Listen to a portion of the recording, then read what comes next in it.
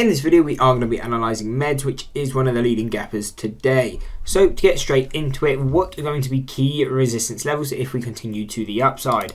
And we have broken down one of our resistance levels, but that was at 138, so that would be another key level to focus if we start pushing back up.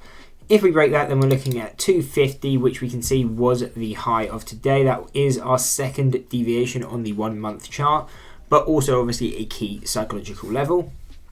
If we break that, obviously we still got that 150 there, and then we'd be looking at 163, so that's kind of 164, so basically just that zone, and those would be the key resistances at least for kind of today and probably up until Thursday.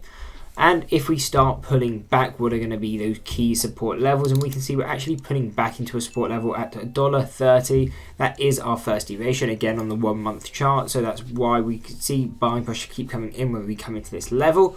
But it could be a bad sign if you were long bias on this stock. If we start breaking below this 130, come back to retest it as resistance and fail, then more than likely than not, we will continue down. We would expect to push to 125, breaking through there would take us to 115/113. And in time, it would probably take us to that gap fill at around $1.07.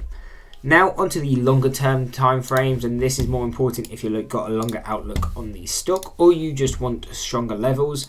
Then we would have resistances at 166 and 180. Breaking through there would take us to 205, 245, 290, and the final levels at $4 and $5.10. On the other hand, what are going to be key supports? We got one at 125, 70 cents, 85 cents, and final level at 44 cents. So these are key levels, again, if you just want the stronger levels, or if you were looking at a longer term time horizon on this stock. Anyway, I hope you enjoyed the video. If you did, why not drop a like and subscribe, and check out this analysis video here.